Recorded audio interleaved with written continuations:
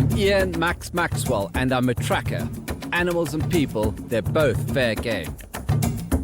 I'm on a quest to track wild creatures in some of the most hostile environments on Earth. Among them are rare and endangered species, so I'll be joined by locals and experts to take on this mammoth challenge. Each journey is certain to be a breathtaking adventure where I'll learn new skills and be pushed to the limit. But however determined I am, there are no guarantees. In this episode, I'll find great prints. Jaguar tracks. They are hot. They're red hot. All in the search for the elusive jaguar in Brazil.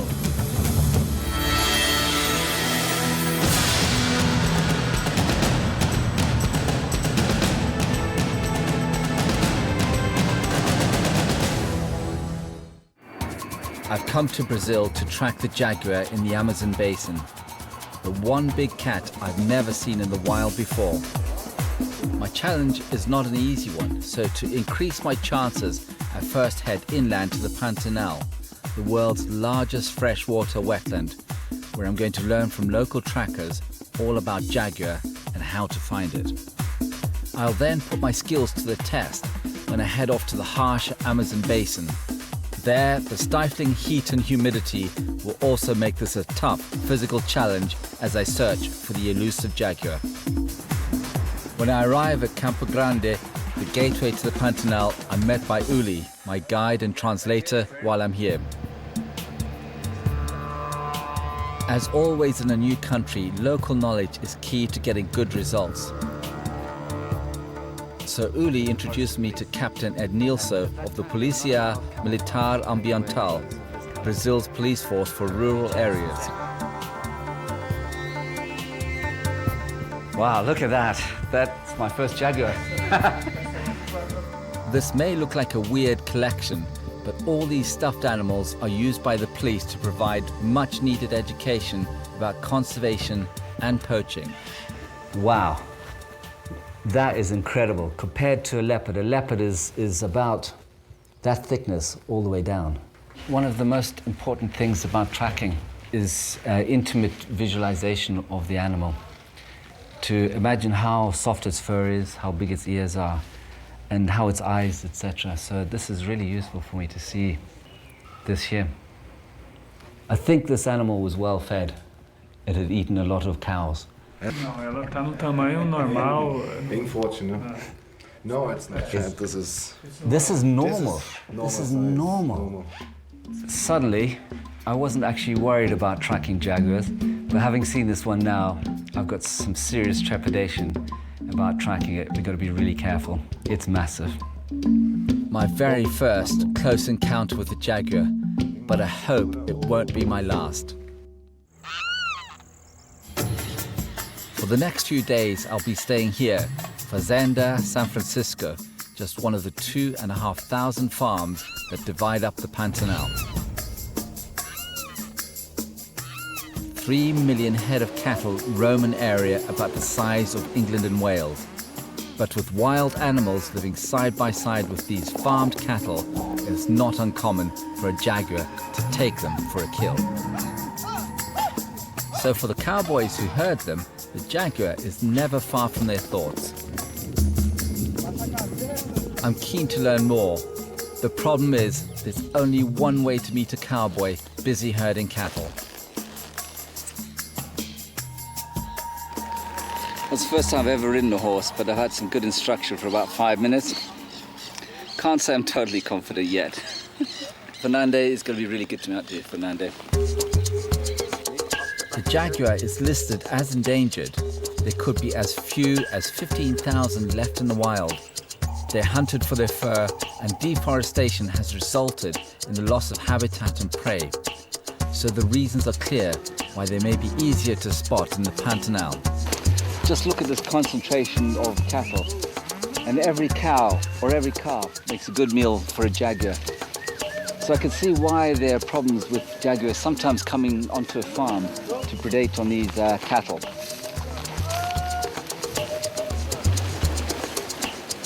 My maiden horse ride is going well, But as we attempt a river crossing, Fernandez decides to show who's boss. We were coming across the river and my horse decided to lie down and cool off with me on the back, which is a bit of a surprise. This is a real crash course in horse riding. First of all, crossing a river with the cattle, and then my horse decides to lie down mid-river. Well, I got back up on her anyway, slightly wet. I have to take a picture. This is... It's for your photo. But I've not come all this way just to take an early bath. Uli has brought me here to meet a fiança, a local cowboy who's had first-hand experience of the Jaguar. Ela saiu e levantou assim no pescoço aqui do cavalo para pegar mais ou menos aqui assim, ó. Well, on their way home, they just came close to a bush. And suddenly out of the bush jumped the jaguar and attacked his horse, more or less here in this area. He started to scream and the jaguar sat back, maybe ready to jump again, but then decided to move back into the bush. Até então ela a fazer isso com a gente. Você não tinha medo antes? Não. Agora você tem medo? Agora pouco. That's interesting, yeah. Before this attack, he had no fear of the jaguar. Now, he has. You've had a terrible experience with the onça, but does it still make you very proud to have a jaguar living near here? É, muito bonito ele. Eu ainda acho dos animais mais bonitos do Pantanal. He still thinks that it's the most beautiful animal we have here in Pantanal. Efianza's story was a timely reminder of just how dangerous and unpredictable the jaguar can be.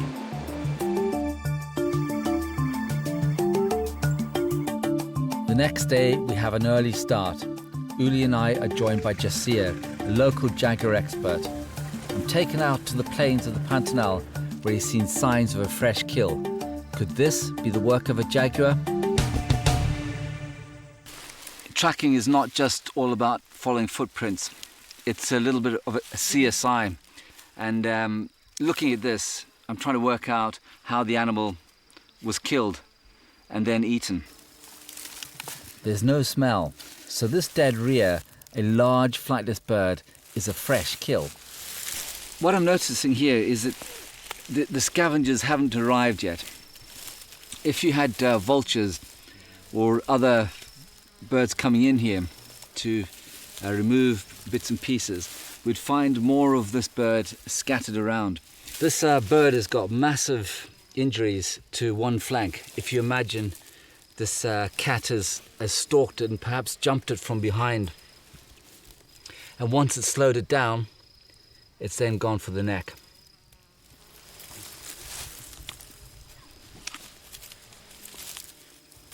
What we've got here looks like the kill from perhaps a puma. There is a way of telling whether it's a puma or not. Generally, for an adult puma, the distance between a bite mark is about 2.54 centimeters, which would distinguish it from a dog attack. A dog attack would just have bits of feather all over the place, a bit like a lagerlout attacking someone. Whereas a puma is generally very precise in the way that it would kill a bird. Uniquely among big cats, jaguar jump on the backs of their victims and pierce the skull, causing instant death. But this time, a jaguar is not to blame. Later in the day, though, we find hard evidence that it's without question the mark of a jaguar. What we've got here is something I've never seen before. This is a site where two jaguar have been mating. All along in my mind, I tried to make what's happening a story, and looking at the fur here, I know that there was a bit of a fight and a pull and a bit of a shake and a hold on. But also, I can smell a scent in this location which is really very sweet. And so the reason for this fur being here is for mating. It's obviously jaguar because we can see the black and the yellow form the rosette. So if we turned that to be like that and we had more of it, we would see its spots. Along with the jaguar, the Pantanal is home to an abundance of wildlife, from capybara, the world's largest rodent, to caiman and marsh deer. There's capybara all over the place. They're one of my favorite animals. I love their snout, and I know that they may be not the most charismatic. In my opinion, they're one of the most beautiful animals I've ever seen. Just look at that chap there. He slipped into the water just as stealthily as a croc, and off they go.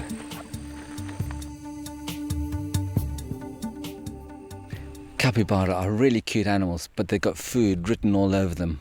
They are the main prey for the jaguar. Where you find the capybara, the jaguar won't be far behind. We move on away from the peaceful-looking capybara, but the riverbank is also home to far more deadly-looking residents. Look at these caiman just along the riverbank here. They're all lined up and they're looking pretty mean.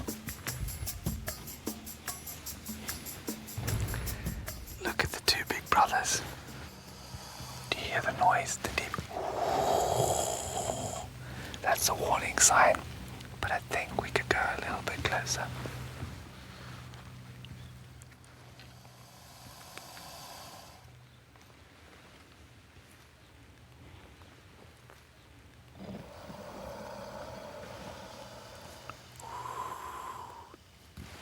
Can you hear it? Do you know what? I think we could go a little bit closer. We're safe enough.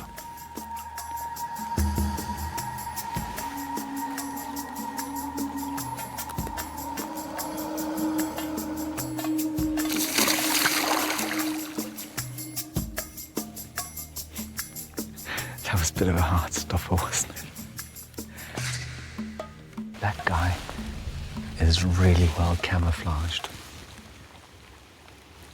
considering the caiman is part of the crocodile family. They're the supreme ambush predator.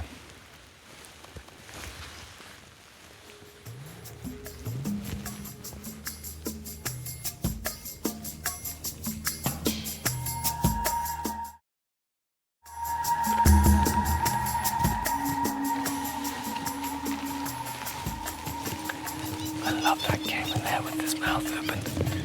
The reason he's doing that is to cool off.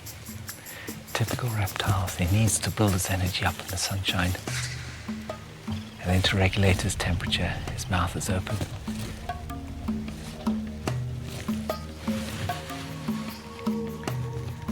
Amazingly enough, this caiman is part of the jaguar prey. Taking a capybara is one thing, but taking a caiman to eat is another thing. The size of teeth on these animals and the power of their tail is incredible, and I wouldn't want to have to eat one of these. Away from the farms, we move into woodland where jaguars are known to roam. You eventually find evidence of what can happen when caiman and jaguar come face to face. I find it difficult to explain how a caiman got into the middle of the forest, other than being killed by a jaguar and dragged into its larder. So I'm going to examine it in more detail to see if in fact it is the result of a jaguar kill. I turned the caiman over with my stick.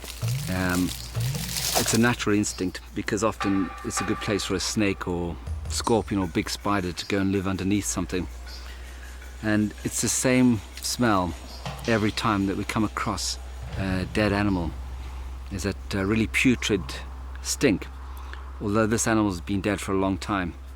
When I turned it over, it was full of ants. So what the jaguar or predator didn't eat, the ants have stripped it away, and I can tell that by how clean the bones are. Inside the skull, there's a bit of bone that's splintered and fractured.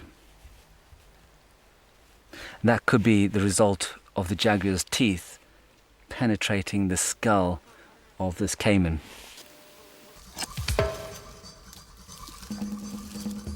Another kill, and this time with a pierced skull. Strong evidence that it was the work of a jaguar. Once thought to be nocturnal, research has shown that jaguars can be active round the clock, but mostly during dawn and dusk. So when they're not out hunting, they need a safe place to rest up, and a hollowed out tree makes an ideal lair.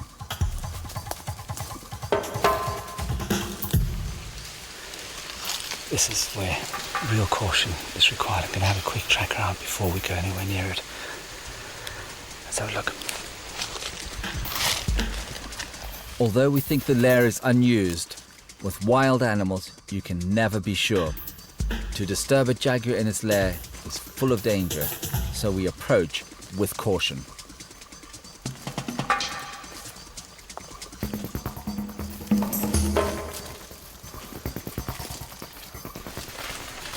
I just put my nose in there. Of course, I made sure there's nothing else in there.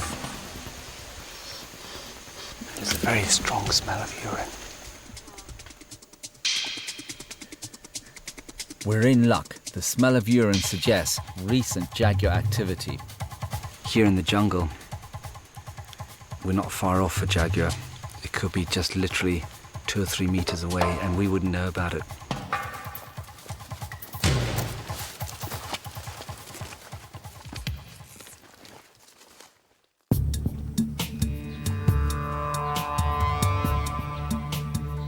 After learning from Jasir about the jaguar's habits, how it kills and feeds, Uli and I head off by boat away from the farmland. Crisscrossed by streams and rivers, the waters of the Pantanal are an ideal place to continue our search. I'll need to learn all I can before heading off to the Amazon basin, where I'll put my new skills to the test. Jaguar like water. They use it to hunt and to cross territory. Riverside beaches offer the perfect place to find prints quickly. If a clearing looks suitable, we'll stop to investigate. We're looking for trails that go through into the jungle or into the forest. But the most important thing that we're looking for here is tunnels through the vegetation that could be used by lots of animals. It could be used by a caiman, but also used by a jaguar that's coming down here to either to hunt or to cool off or to drink. Upriver, we begin to see many of the prey that the jaguar feed on. Capybara and monkeys are an encouraging sign, but by far the most abundant animal here is our old friend, the fearsome-looking caiman. This place is crawling with caiman, and there's a technique used on the Zambezi that I've seen before. And you can tell the size of a croc by the size of its spines on the back of its tail. There's one just on my side here that's lying halfway in and halfway out, and he's a pretty fearsome chap. Observing this caiman, an impressive 8-foot specimen, further demonstrates to me how strong and ferocious the jaguar must be. No wonder it's known as the thug of the jungle. As we continue, it's not long before we come across an ideal place to make our first stop. Okay, we're going to go ashore because we found a brilliant place to look for these jaguar tracks.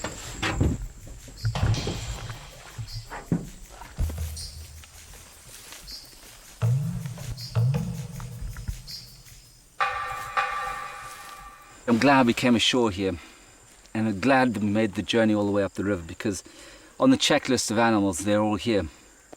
But this one here is particularly interesting because it looks a little bit like a human's hand. I've seen this kind of track all over the world for any kind of monkey, but it's always refreshing to know, because if you got the prey, then you got the predator. The monkey tracks, my first tracks in the Pantanal, are a good start. Finding prints of jaguar prey suggests we could be in the right place. But they're not what I'm really after, so with another suitable looking beach on the opposite bank, we cross to investigate, and we strike gold. At last, jaguar tracks. Look at that beauty. If we see that in the Amazon, and if it was fresher, we're onto a hot trail. Sometimes you can see the claw marks in the jaguar's tracks. especially when it's soft, it's kind of mud and sand. And as it's moved along here, it started to look up. And I could see this is a big male because it's quite chunky, whereas the female one is quite slender and a little bit feminine. Look at that claw mark there. And I've never seen something quite as distinct as this for the claw marks on a big cat. And not far from these tracks, we come across yet more evidence that we're in a jaguar's territory. I've just seen something in there, and it looks like it could be a jaguar kill. I'm going to get a little bit closer and have a look. Any big cats, they've got a larder, so they'll take a kill and then they stuff it in somewhere. And I've found this all over the world.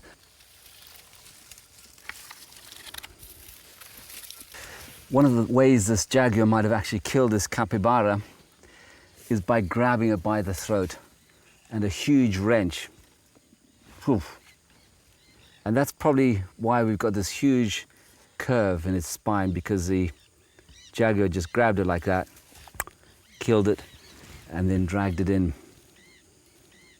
What would have happened is the jaguar would have actually eaten the soft organs first from the underbelly. So it would have gone in this way, eaten all of this off,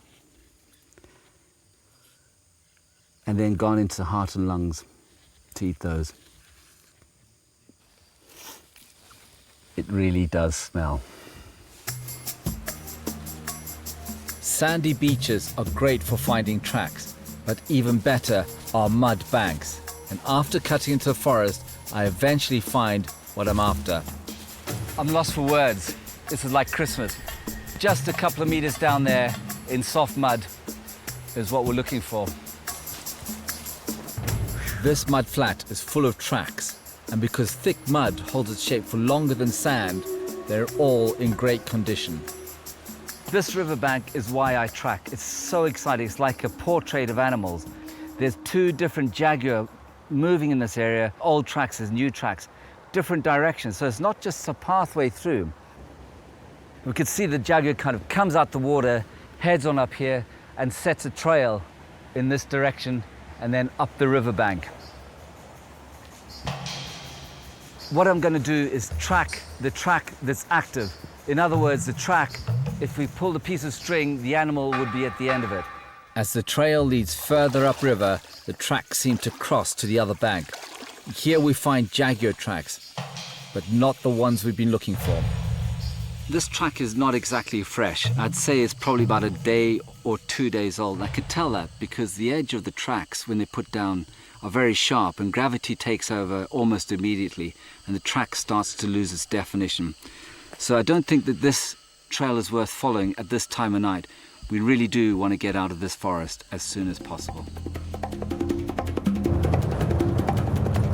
Last night's trail went cold, but as the following day comes to an end, we have news that's red hot. A big cat has been sighted prowling nearby. Time is of the essence if I want to see my first jaguar. But this is a really exciting time of night because all the predators are out. I've just seen a few now, and as we move along, we're going so quickly. In the water courses just down here, there's some really massive caiman. They're really exciting, but they're not what we're after. We're after jaguar.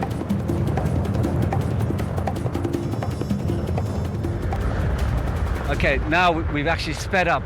The vehicle's going really fast. The guide has literally seen something. He's sitting in the back there with binoculars on. My heart's beating.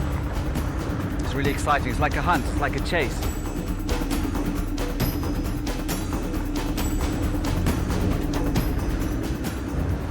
Okay, we've got a visual of a jaguar in the road.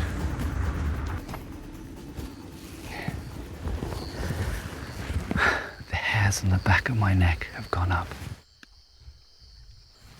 Sometimes I can never believe my luck when I'm tracking, because that male jaguar is actually coming towards us, so we're going to stay really quiet, really silent here. I can hardly believe my eyes. My first jaguar in the wild. But this is posturing behavior and a clue that I may be in for a real treat. Sometimes big cats use vehicles as cover to hunt or to have territorial disputes. I have a sneaky suspicion tonight that there's going to be a dispute. The way that male approached us rather confidently, there's a chance that there's going to be a fight tonight.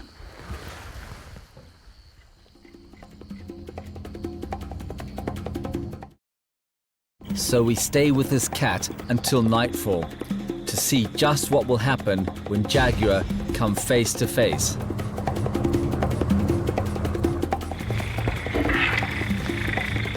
Might not be all that clear on camera, but probably about 100 or 120 meters away. We've got some eyes just on the left-hand side.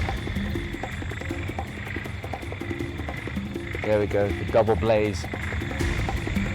We slowly move closer to try and get a better sighting of this big cat.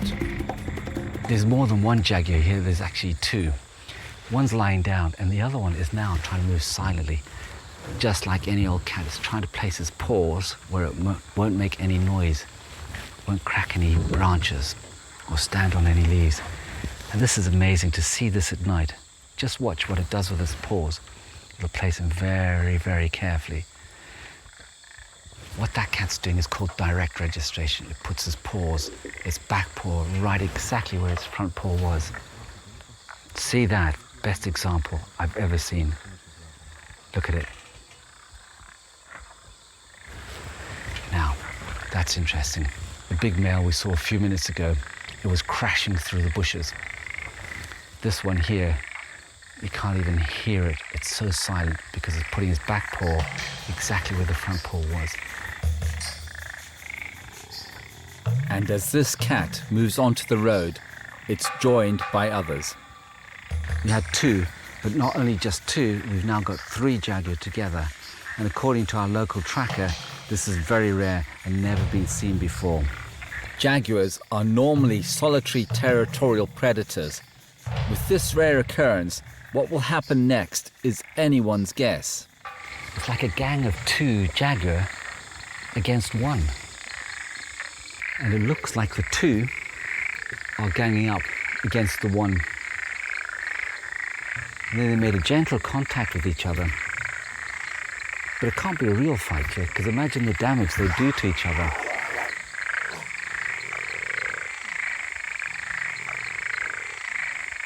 So maybe they're part of the same group of jaguar, the same family, and they were cubs together. As the cats head into the bush, we decide to slowly move up to where they disappeared. If we're lucky, we may get a final sighting.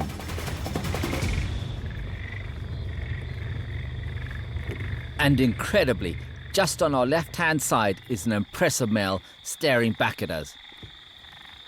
Unfazed by our lights and looking completely relaxed. And there, just a few meters away, is the other jaguar. It's almost as though when we had that fight earlier on, that the dispute is over.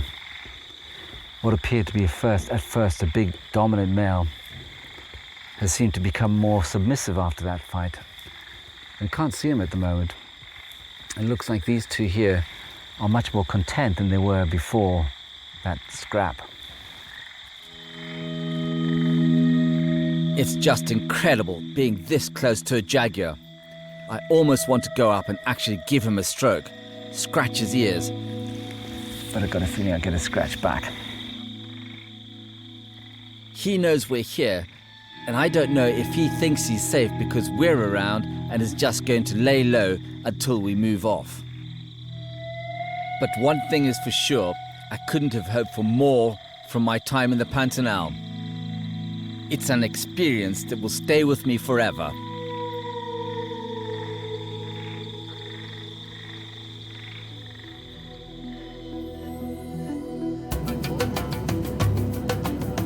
I've seen the jaguar, but it's not the end of my journey. I want to find this cat in its challenging jungle habitat. It won't be easy, but with all I've learned, I'm confident that I'll be able to complete my quest and find the jaguar in the Amazon basin. After meeting my guides, Fernando and Alejandro, It's not long before we arrive at our base camp, a lodge on the edge of the Cristalina River. This is like food for the soul. Totally different to Pantanal. I know it's not going to be easy here. Just going to have to re-energize and zone into the area.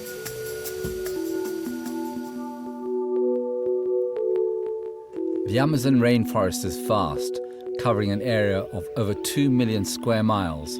It represents over half of the planet's remaining rainforest. Whereas the Pantanal was sprawling and open, the Amazon is dense and close, and the hot and humid conditions make this a greater challenge for me to track in.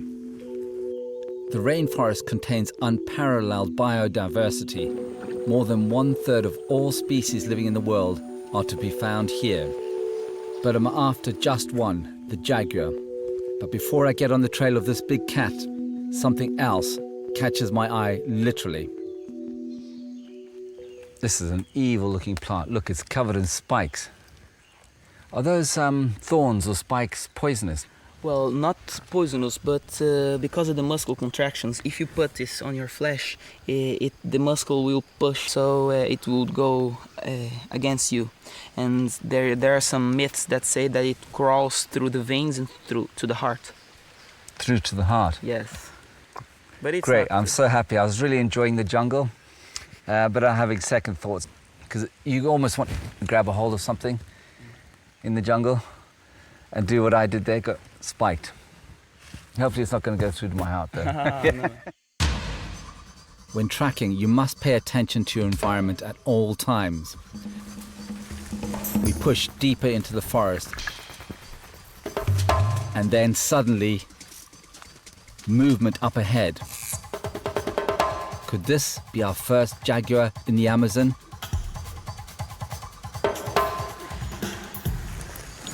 Tracking wildlife like this, sometimes you have to move very quickly to get into your position. So I'm going to move as quickly as I can. Then, in the undergrowth, I find a clue that could identify the animal ahead. We found some scat, but it's peccary scat. I'm just checking to see how fresh it is. It's only a few minutes old. The peccary is a kind of forest-dwelling boar. They're close, and my guides know a spot where we can get a better look at this jaguar prey. With a herd of this size, there will definitely be a jaguar in the vicinity, waiting to pick off the weakest. Understanding the behavior of the jaguar's prey could be the difference between finding the jaguar or not. To learn how they react to danger, I've got something up my sleeve. I've got a device here which makes the same sound as a jaguar. I want to see what the peccary do.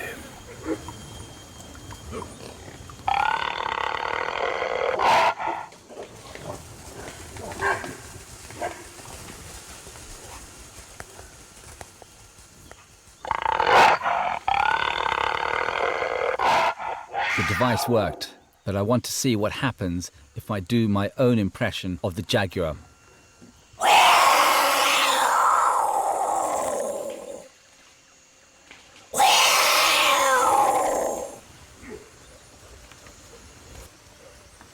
When I vocalized, they went quiet. They didn't do their teeth chatter.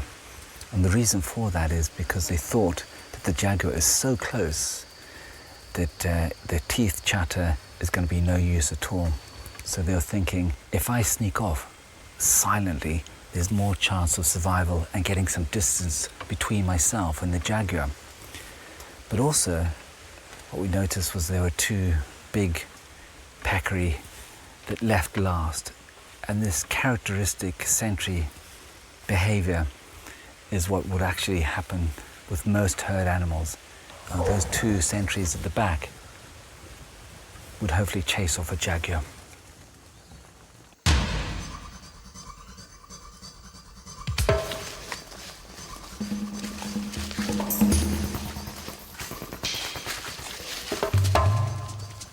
On the way back to base camp, we come across some animal droppings worth investigating.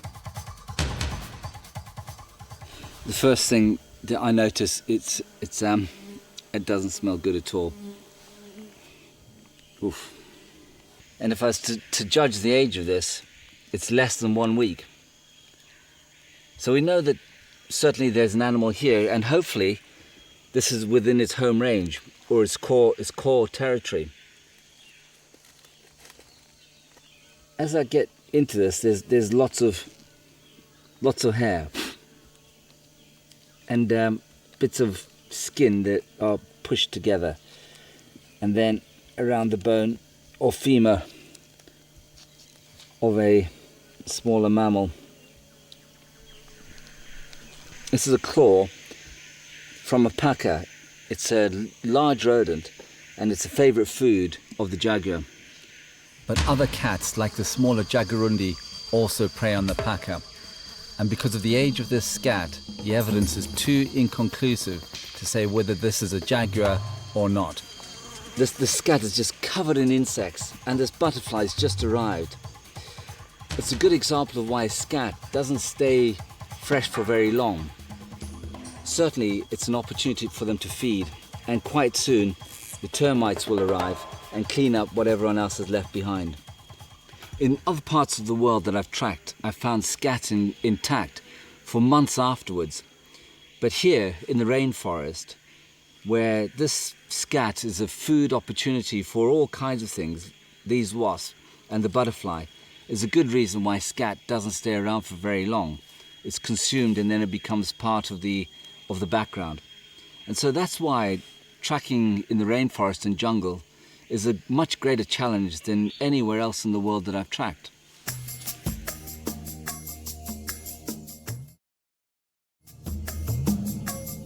Yesterday was a great help in understanding more about the jaguar's prey in the Amazon. But I'm anxious to get away from the lodge and out into the unknown.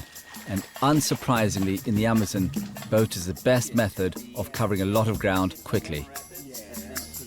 We're going to an area we've never been before. We're going a lot further up the river in the search for some lagoons. It's a place where the vegetation gets lower and we don't have terra firme forest. It's always flooded. It's like many Mauritia palms and Mangrove swamp. it's like this. It's a completely different vegetation. That's good news for us because we know the jaguar loves water. And every occasion we come across the jaguar tracks have been close to water. So it sounds like that's a good place to look for the jaguar in the swamp. Very good place. Jaguar populations are currently declining and the animal could well be threatened with extinction in the near future. Although it won't be easy, I'm confident that with all I've learned, I'll be able to track a jaguar in the Amazon. At the moment we're looking for places where we can see it would have stepped in some sand or mud. We might get to see some scat, or even better, catch a glimpse of the jaguar. Eventually we find what we are really after, an ideal place to pull off the river and start tracking. See that white beach over there? I'm going to go ashore on that and have a quick look round. Keep my fingers crossed.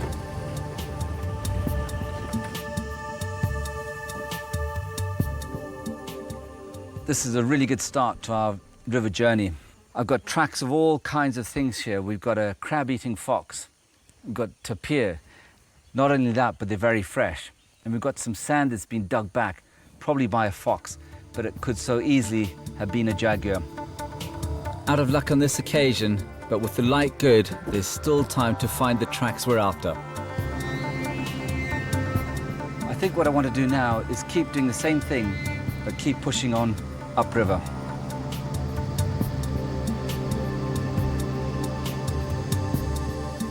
But before we find a suitable place to stop, another animal catches my attention. I knew I could smell something that had died. And because of the wind direction, we've come a little bit upriver to follow the smell. And that's what's caused it. Could this be my first signs of jaguar activity in the Amazon? Alexandra, who's our specialist with us at the moment, has bravely offered to pick the armadillo up and have a look to see if there's any evidence of a kill. Pegou. Pesadinho, hein? Can smell it now. No marca, dude. Although it smells of death, Natural it's quite cause. fresh. Natural cause. Alexander, he's just done a quick autopsy and told us it was death by natural causes. It's a shame that we had to go through that. I can't describe the smell of a dead armadillo in the rainforest, but it was just before lunch. And I gotta say I'm starving hungry, but it's put a bit of a blanket on the appetite. This time it's not a jaguar kill, so it's back onto the river to continue our search for another sandbank and perhaps new jaguar tracks. Do you know, these capybara confuse me so much. I think I might have a jaguar track, but before I commit to it, I'm going to look a bit further back. So not just the one single jaguar or track, I'm going to look for more. Just in case a capybara track on a capybara track turns out to be a jaguar.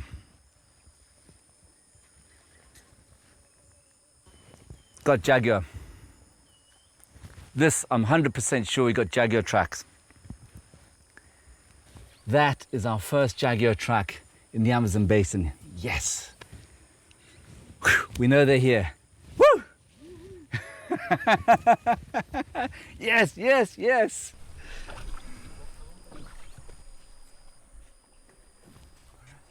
Oh, good. Hey, yo. Yes. It's very good. What do you reckon, jaguar? Yeah, They live in the Amazon basin on the Cristalina River.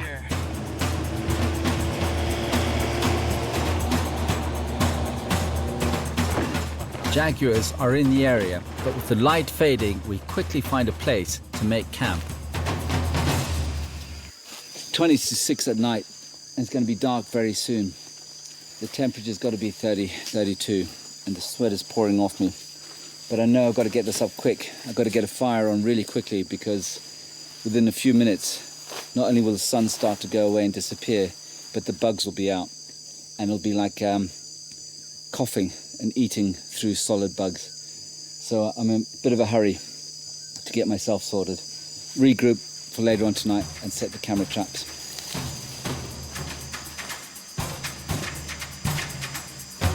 Time is now against us. As we hurry to set the traps, I'm reminded of the potential dangers to be found in the forest.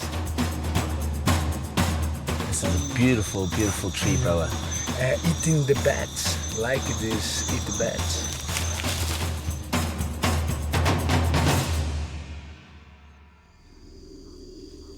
We leave the snake to carry on catching its prey, and eventually we find an area which looks suitable for the camera trap.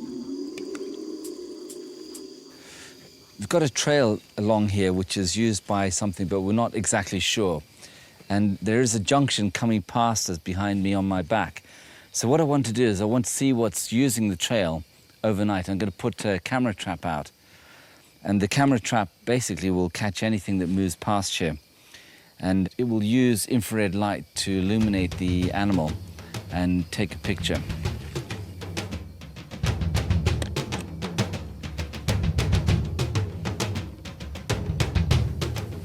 The camera's set.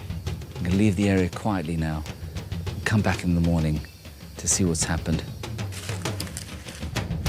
Will this night camera finally prove there is a jaguar in the area? The next day, I head off to retrieve the camera trap. On the way, I find more evidence of jaguar passing through here during the night.